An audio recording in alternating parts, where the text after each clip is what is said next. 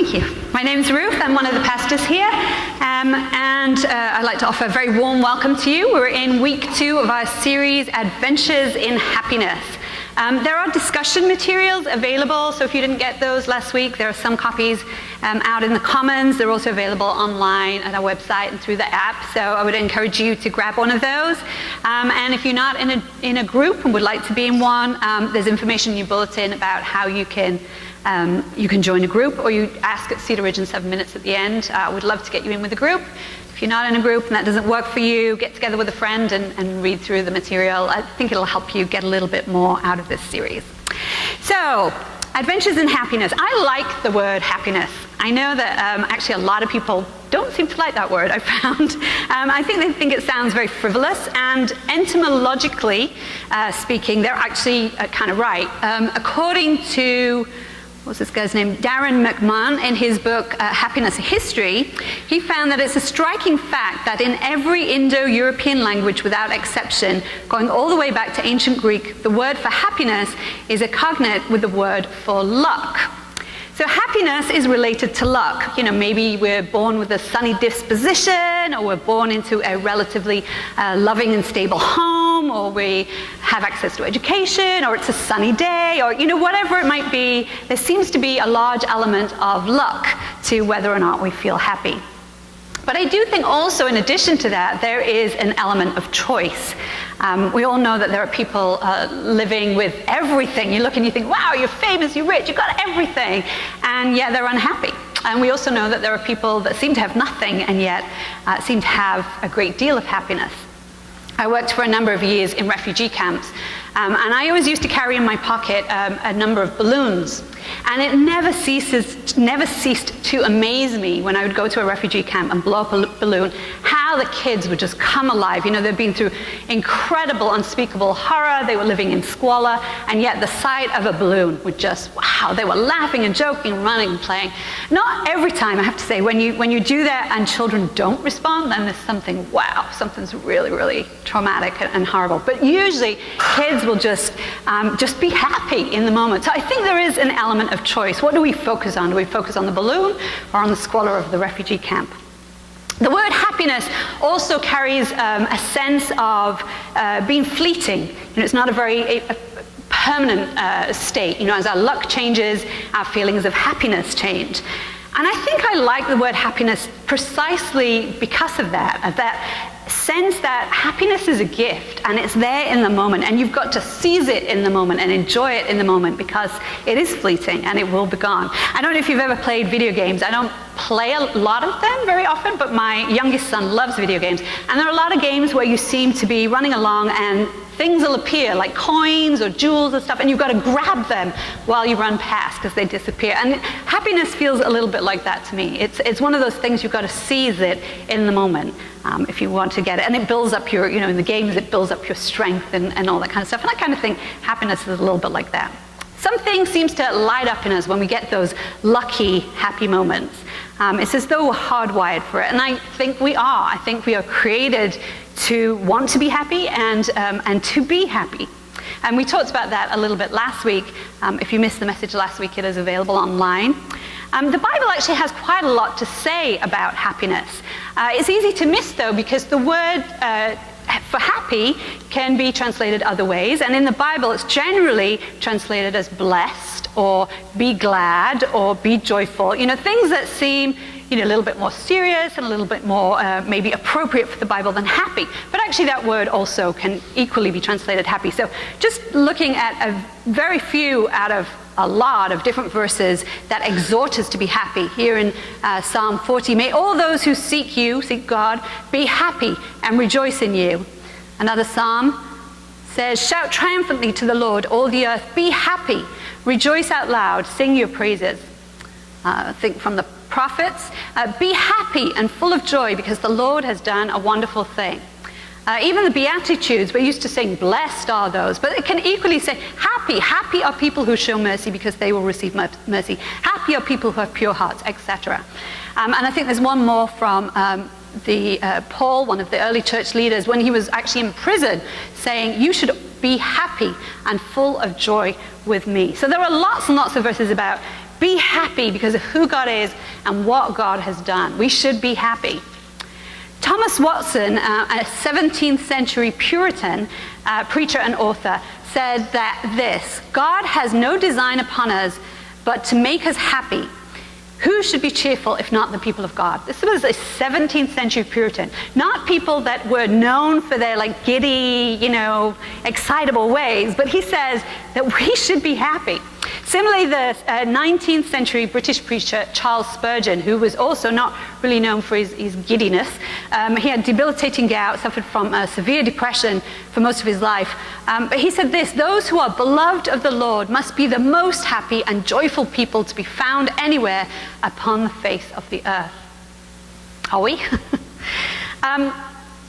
Why would they say that? Why should we be happy? Well, for one thing, we follow Jesus. And Jesus was someone who it seems was, for most of the time, happy.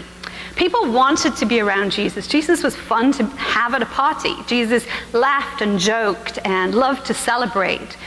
Jesus trusted God completely. He wasn't weighed down with worrying about the day-to-day things of life, about what to eat, what to drink. We're followers of Jesus, and we want to have that same attitude. We want to have that same happiness that Jesus seemed to display. Now, obviously, we're not always happy. Sorrow and suffering are very real parts of life, as they were for Jesus. Jesus got angry, Jesus got frustrated, Jesus was very grieved at times, and just outright sad. There was great sorrow. And we looked last week at how sorrow and joy actually are interconnected. Joy is in some ways dependent on sorrow. It can be essential, they go together. Sadness helps us to feel empathy for other people. Sadness helps us to think about changing. It can be a motivator for change. It can be a trigger for us to think about, if something is not right here, I need to take time and look at what's going on. So sadness can be something that's very important. We have in our vision here at Cedar Ridge that we want to take time to address the roots of our anxieties and pain. We don't want to, ignore or bury our sadness or try and pretend that we're something we're not. We want to listen to it. And so again, if you missed the message last week, I would recommend looking at that. But I want to reiterate that although the series is on happiness, no one should ever feel that they need to pretend to be happy. And I say that as someone who has struggled for many years with depression. There have been times in my life when I found it extremely difficult, if not impossible, to really find anything to feel happy about at that time. In fact, I have a button on my bag. I only have one button on my bag. My button says, it's okay to not be okay. So no one should feel any kind of pressure to put on a happy face. Certainly not here, not in our community. We don't want to fake it. Sadness is real. It has great value sometimes. Sometimes it's just something we have to get through and deal with. But we want to be a community that is there for one another in all of our times of sadness. But at the same time, I don't think that sadness is our purpose in life. I think it's natural and good to want to be happy. I think we're created to be happy. We are all created in the divine image. We read that in Genesis 1. So God created mankind in his own image. In the image of God, he created them. Male and female, he created them. We're created to share God's likeness. And God is a God of joy, of happiness. I think that's shown in a number of different aspects of God. Among other things, God is clearly creative. And we, created in God's image, are also created to be creative. But that creativity will look different for all of us.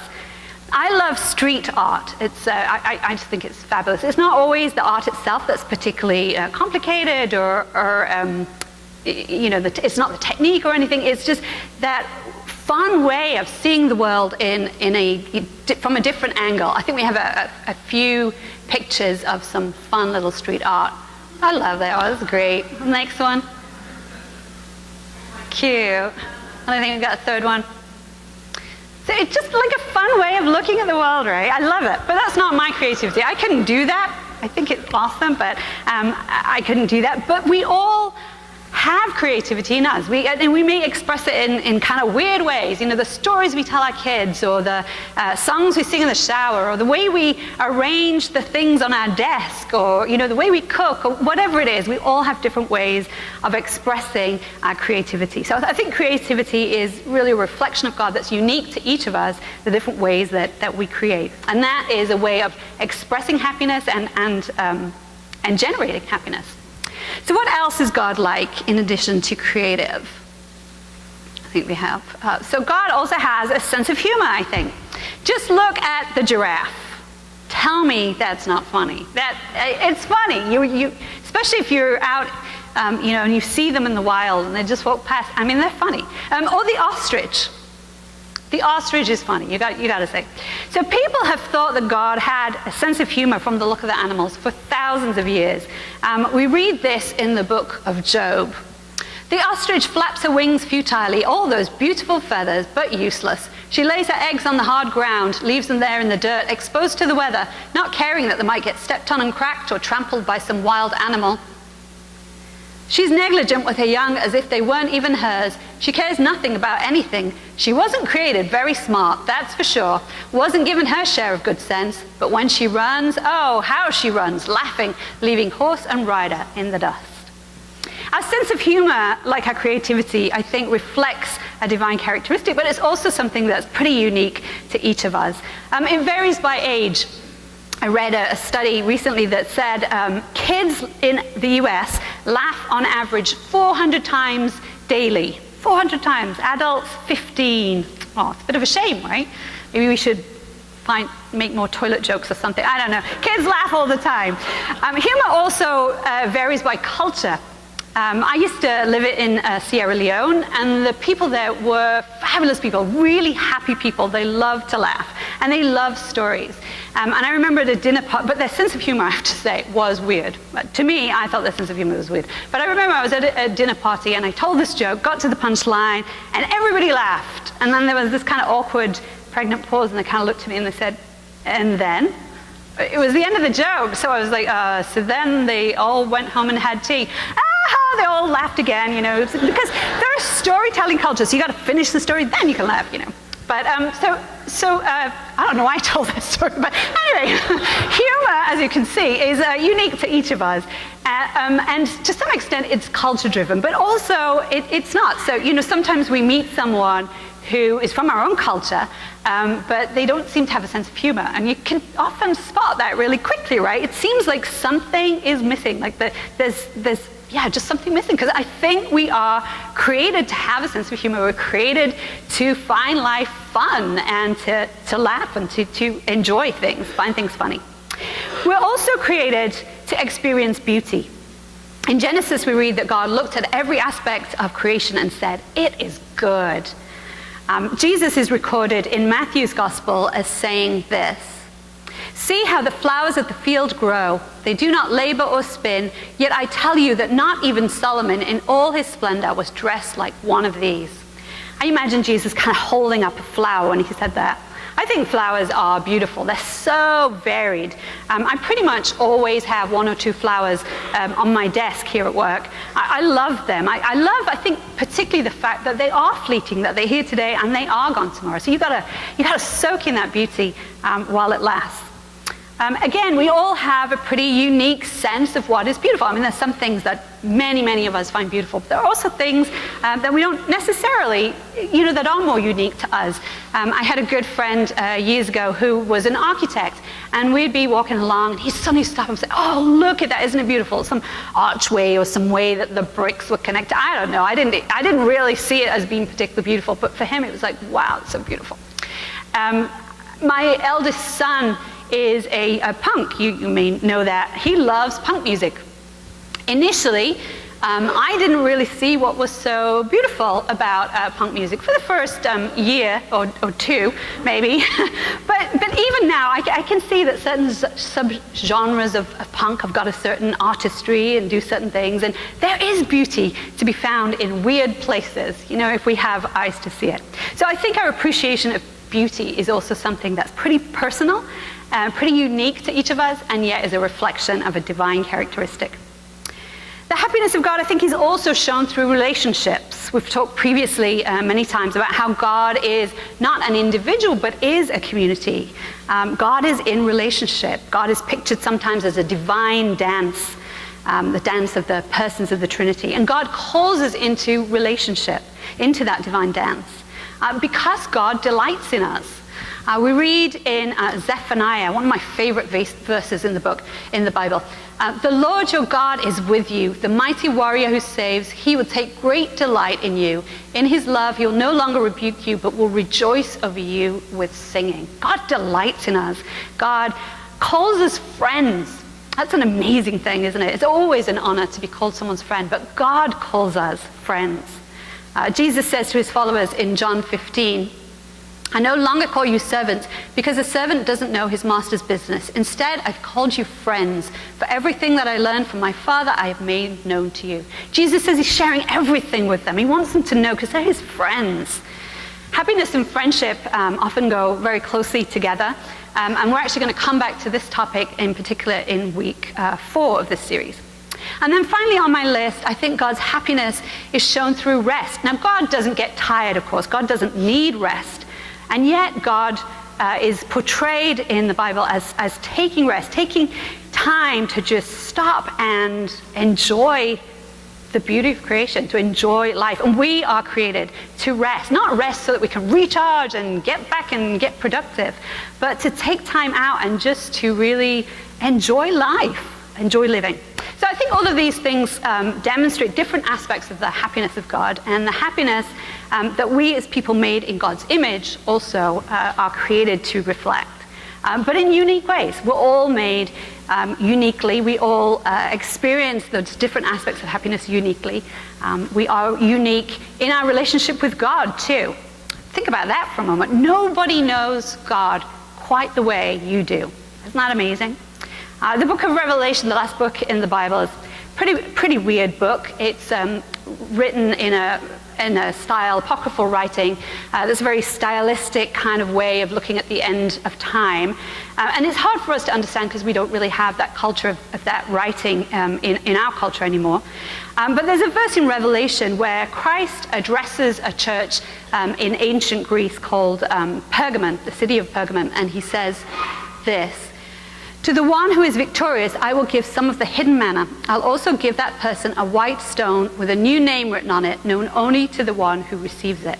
Again, it's hard to know exactly what this means, and commentators are split as to, well, what is this name? Is it a name of God that only the person receiving knows? Is it a name of the recipient that's only known between them and God? We don't really know, but this seems to suggest that we have a unique relationship with God. Each one of us has an experience of God that is unique to us, and I think that's really cool.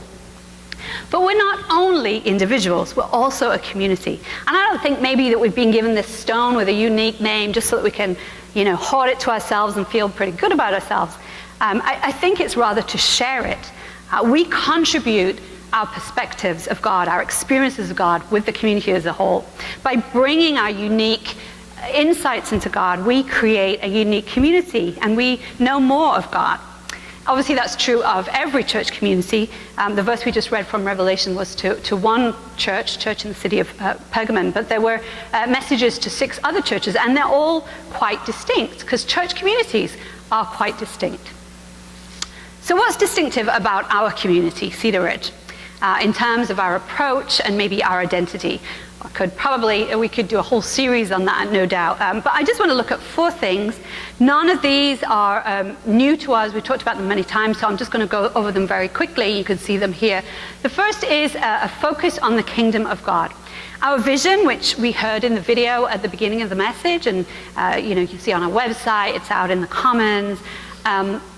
It's not about making our church big and successful, right? It's not about making really great services that we can enjoy and all those things are nice. It's not like we don't want them, but that's not the priority for us. Priority for us is to dare to dream of heaven on earth. It's about seeking first the kingdom of God, bringing God's healing and reconciling love into our homes, our workplaces, our neighborhoods. That's not to say, obviously, that we don't care about this church here where we're gathered. Of course we do. We want it to be a place where we can all grow, where people can come and can experience God and search, explore about life, about spirituality, and so on. But it's not just about what happens in these four walls. We really want to be a community that reaches out to others outside of here to love and to serve and to make the world a better place. Second, whole of life discipleship. Our view of discipleship, our view of following Jesus impacts everything, or hopefully we would like it to impact everything we do, everything. It's not just what we believe. It's about how we live our daily lives, how we spend our money, how we engage in relationships, how we think about our work, how we use our time, how we engage in political debates, how we do everything. There's no part of life that's, that's kind of private, and then following Jesus is the rest of the time. Following Jesus is our whole journey. It's also a journey that we're all on. Nobody's arrived. Nobody's made it. We're all journeying together in discipleship. The third thing is authenticity. Just as none of us have arrived, none of us has got all the answers. We all have doubts. We all have questions. We all have things that we don't understand. And we want to be honest about that. We want to be humble and recognize that we all have got something to learn, and to learn from each other and from other communities. Also, we're not trying actually to solve it all. We realize God is so much bigger than all our ideas about God. Mystery is something to be embraced rather than something to solve, and we're fine with that. And then fourthly, obviously this is not like a definitive list. You won't find this on our website as this is Cedar Ridge, but these are some of the things that I think do make us a little bit distinctive. The fourthly, inclusivity, diversity, and acceptance. We want to be inclusive and accepting of everyone, no matter their age, ethnicity, beliefs, gender, sexuality, personality type, etc. God loves us in all our beautiful diversity. And in fact, that diversity better reflects God than if we were a more homogenous community. At the same time, we don't want to just paper over the cracks and pretend we're all the same. We actually want to engage in safe space, or maybe a better phrase is brave space, where we come together and we are honest and we learn from each other and we engage with each other. So those, I think, are four things that are distinctive of Cedar Ridge. Now, obviously, none of these are unique to us. There are other church communities out there that will have some or all of these. But I think that these are things that distinguish us from many of the churches around us. Because there are so many different churches that we could go to, right? So why have we chosen Cedar Ridge, this community, as our home? The factors that go into that will not just be our identity and our values. There may be many reasons that we choose to commit to a particular community. In fact, let's see how one couple makes that decision about where to go to church.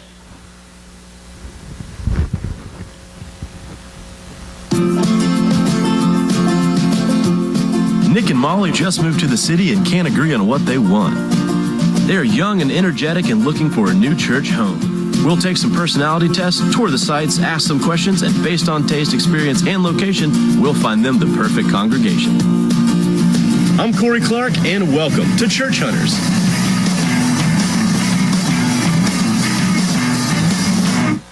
We're so excited to find a church. We just started dating. With the churches we go to now, just not, like, for us, just not really doing it for us, Right. I go to a satellite campus. I just find it hard to connect emotionally with a video screen. It's just... Okay, you cried during Cake Boss. So, we've been doing a lot of services online, a lot of podcasts. There are a lot of preachers we do like. Really good, but we want serious yet funny. Yeah, commanding of the stage yet relatable, Mm-hmm. We're more looking for the humor of Andy Stanley with the body of Stephen Furtick. Hey guys, what's happening? I'm Corey. Good to see you. My name's Nick. This is Molly. Hey guys, welcome to Church Hunters. This is your first church. This is Creekside First Baptist. So while it is traditional, it's still pretty current. Just this year, the pastor started untucking his shirts. Oh, that's good. Big deal. He does dress his age though, so don't worry. He's past the Osteen suit phase, but he hasn't gone full Giglio yet. Okay, so there's holes in the knees or no? Well, it's frayed, but no holes. Frayed? No, okay, got it. Perfect. Okay. So hey, let me show you around. Okay, All right, let's do it. I do love this lobby. It's a great lobby. It's not too big, not too small. Yeah. Should be enough room to catch up, chat with your friends. That's all you need. But here's a great thing. There's a bunch of side exits. So if you need to leave early and catch the game, you can do that. Got it. Yeah. Yes. Oh. Honestly, right up front, didn't love the name. No, First Baptist, who names a church that anymore? Not these days. We're looking for like No. a Thrive Church, maybe Relevant Church, I don't know, Radiant Church, something. This is the soundboard they use here. Now remember, it's pretty traditional here. So when Sunday comes around, they turn it way down low. Got it. Yeah. But the one knock on this church, they still use the child care numbering system on the screens. Yeah. Or as the moms like to call it, the sanctuary walk of shame. Yeah. The Sunday morning experience was just a little too traditional for us. I mean, the pastor's main point, 157 characters. I can't tweet that. I really think you guys are going to love this place. I like We it. do, we like Feels it, great. yeah. You know, it's diverse, but it's not like too diverse, you know? Scripture heavy sermons? Oh, yeah. Yeah? Yeah. What about, is it community oriented? Absolutely. Great. Women in ministry? The parking situation, you guys got to see it. It's super rare nowadays. it. Come with me. There's like a maybe for when my parents Leave it come at a into maybe, town yeah. for a church for Christmas, Easter type of church. Like a holiday type Holidays. church. One of the main reasons that I love this church for you guys is that on your personality test, Molly, you scored high in service and hospitality. Oh, babe. And there's a great welcome team you could join. Perfect. Okay. And then Nick, you scored really high in need for accountability. Wow. And the men's groups here are amazing. You just gonna put that out there? Hey, just God like knows that? your heart, okay? On the next episode of Church Hunters, I think you're really going to love this place. They take relevance to a whole new level. This church identifies as interdenominational. This pastor speaks out of a brand new translation. It's the Tumblr Bible.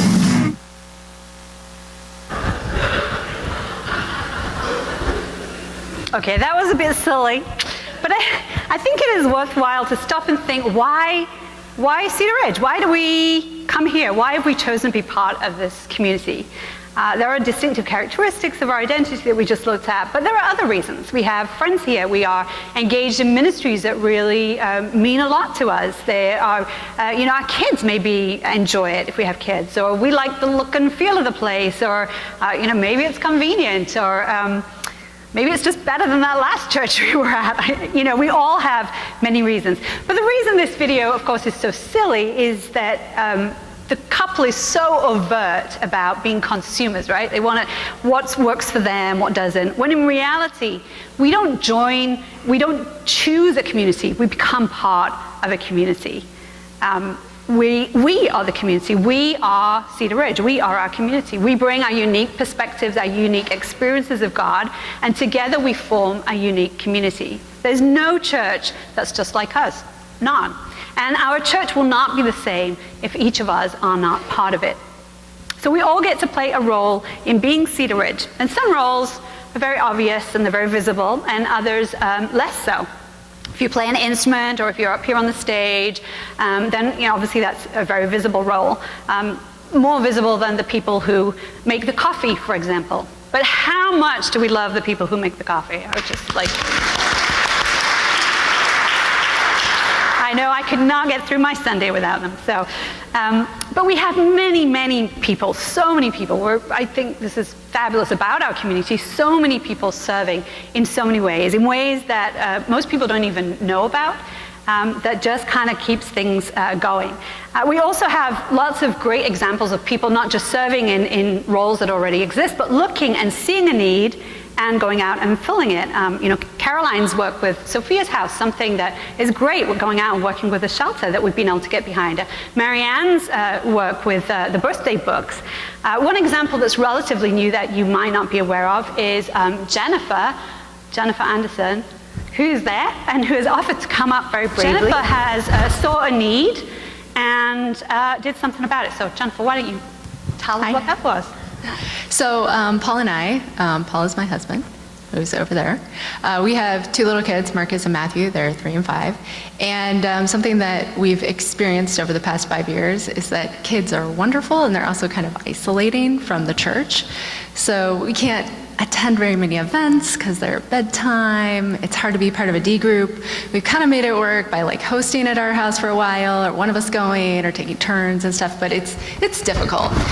So we found that like as the kids have gotten a little, even as they've gotten older, it's been hard to connect. And then when we do come on a Sunday, like some kid is crying, and so we're mostly out in the foyer chasing a little guy or something like that. So we're just kind of feeling more and more isolated from other people in the church, and we started thinking about what we might be able to do that would kind of fix that. And so one place that we've found we've made a lot of connections when we've had kids is the playground, because the kids are busy. You're with the kids, but they're busy, and you can kind of have a side conversation with other parents. And so Cedar Ridge has a playground, which not everybody knows about. And so we thought, we're just kind of asking ourselves, I wonder if we told people, hey, we're going to be at the playground. Do you want to come with your kids or without your kids if you don't have any kids? We're going to be there. Do you want to come? It turns out, yeah, people are really happy to come.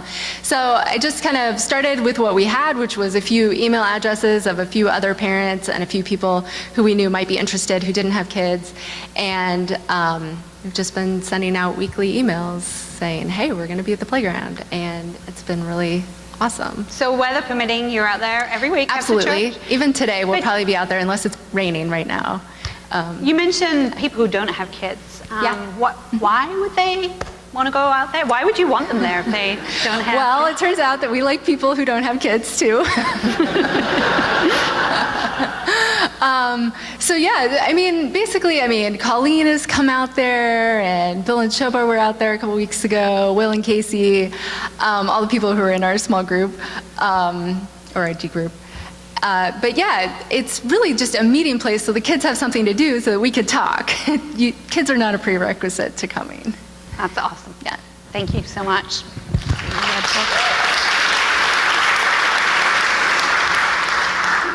Sorry, one other thing. You're on. If you do want to be on the email list, it's super informal. I just send out a weekly, hey, we're going to be there. If you're like me and need a reminder. So they can send you an email? Yeah. Or tag you, grab you afterwards? Yeah. Or if you can't find Jen's email, then send me an email and I'll connect Yeah. you. Thank you. Thanks, Jen. I, of course, was kidding about the why would you go there if you don't have kids. Little kids are great at just reminding you about the joy of life, aren't they? I don't know if you've seen the video that went viral this week about a little Japanese girl going out into the rain in California. Maybe you didn't see that? Oh. You got to look for that. That's a good one. But just, mixing the generations is something that's really important to us. We learn so much from kids. We get so much joy from kids, and they from us. I think that's important. So even if you don't have kids, I'd encourage you to do that. Another way to engage, of course, intergenerationally is to join the Cedar Ridge Kids team and help teach or do activities with kids. If you're interested in that, there is a table in the Commons, too, where you can find out more and see if that's for you. So we all have parts to play, whether they're visible, whether they're less visible. C.S. Lewis said this: play great parts without pride and small parts without shame. I think that's important because actually we don't know what are great parts and which are small parts. Right? I don't know about you, but I know for many people, and for myself, many weeks, or at least some weeks, the service is not the most important part or the most significant part for me of a Sunday morning. It's okay to admit that. We won't be offended, those of us who are doing the service. Often it's the little interactions, right? It's the catching up with someone, or it's a hug, or it's a smile, or an encouraging comment from someone. Those kind of things can be really, really significant. It's not just kind of the formal things. Just to give you an example, someone from Cedar Ridge sent me a card a while ago with a kind, encouraging message. But there were words that she had used which really connected for me with a very painful situation that was ongoing, that she had no idea about at all, and still doesn't, But it really felt to me like that was from God. I carried that note around with me for weeks and read it dozens and dozens of times.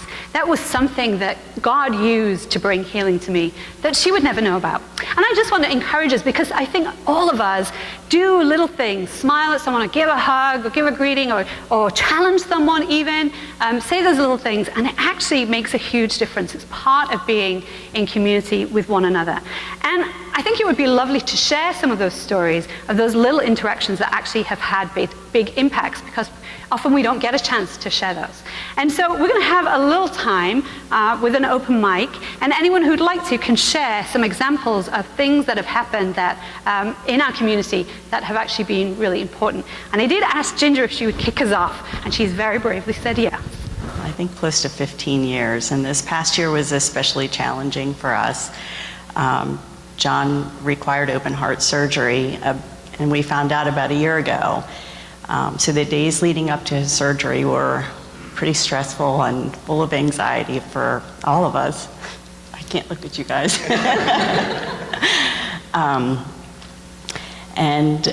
We received so much love and encouragement from so many people in this community. And one of the very touching things that my D group did was to gather in prayer during John's surgery. And I know that was quite a sacrifice for them. John's surgery was scheduled for 7 o'clock on a Tuesday morning. So it was, a sacrifice for them to gather together. And that was an extremely difficult day all around. But the support that we received was just kind of like a hug from God for all of us during that day. And we're just very grateful for that. Thank you.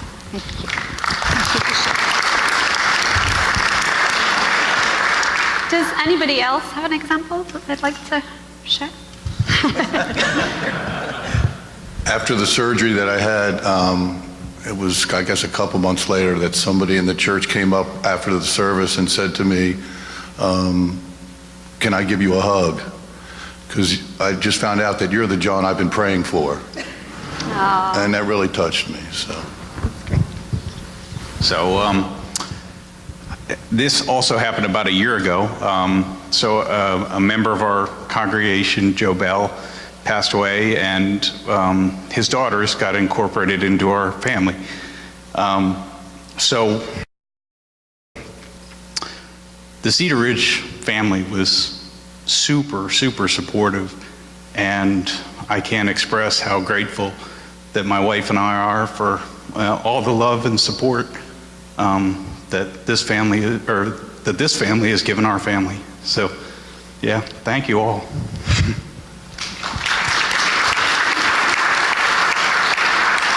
Cedar Ridge was amazing for us too. My wife and I took in 3 kids, kind of a surprise. And, we're both in our 50s, and their kids are 4, 2, and 1. It was pretty tough. And many members of the church for weeks brought us tons of food, clothing, babysitting, and lots and lots of prayers, phone calls, emails, emotional support. It was remarkable. So thanks to all of you. Jeff's mom passed away a couple months back, and it was really hard. And just like we all go through hard things, and I was like, I'm not in a small group, and I know a bunch of people around here, but I didn't know how to tell people, and I just kind of stood in the back and cried a couple of Sundays. But I felt like that was okay here. And I love that there's that acceptance, and there are people who had us over for dinner, brought us food, sent us flowers, prayed for us. Just so many people, and just sent me an email to say, I'm thinking about you, I knew something was wrong. Like, just so many people reached out, and that kind of community and support is just something that I want to be a part of, giving back, but also I'm just very thankful to so many people who supported us. I really appreciate that. So during the response time, in just a few minutes, I want to encourage us to think about the question of what how did I end up phrasing it? What I love about this community is, why do we come here? Why be part of this community? Because we don't just come, we are part of that. We are the community. And to think about that and make that part of your response time today, to write out, there are some post-it notes, and you can just write something that matters to you and stick it up as a way of kind of really thinking through, why am I here? And why might this be somewhere that I want to invite other people into as well? I want to close out this part of the service with a challenge. And there are kind of 3 parts to this challenge. First, I want to really encourage all of us to show up. It really makes a difference. You might think, well, I'm not serving today, or I'm not doing anything. It doesn't really matter whether I come or not. It does. You might be the reason somebody goes home and says, wow, I really feel that I experienced God today because somebody gave me a hug, or somebody said hi to me, or somebody talked to me during the seat and greet, or whatever. You could be the reason. You could be bringing God to somebody this week. So bring your uniqueness, bring your perspectives on God, your experience of God to form our community. It does matter. And obviously showing up is not just about Sunday mornings. This is the main time we meet together, but also in our groups, or showing up individually for one another.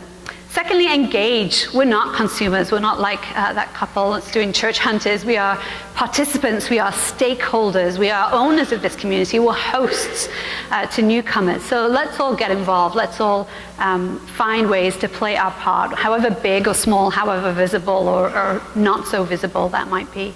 And let's also reach out to others. Let's step outside of our comfort zone and encourage one another. Let's give those hugs, give those smiles, offer to pray for one another. Let's reach out to others here in our church community, people that we don't know, as well as reaching out into our neighborhoods and other places to invite people in. And let's be there for one another. Let's be there either inviting people here or inviting people into our homes, inviting people to be part of community with us, our neighbors, our co-workers, our friends, etc. We're going to take communion now. Now, communion is all about sharing. That's what the word means.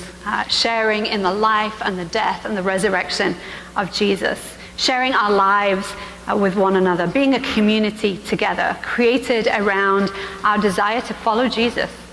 So as we take communion today, I'd really encourage you to look at one another and to smile at one another, and to realize that what we are sharing, Jesus's life, Jesus's love, is for all of us, and we're sharing it together. We're in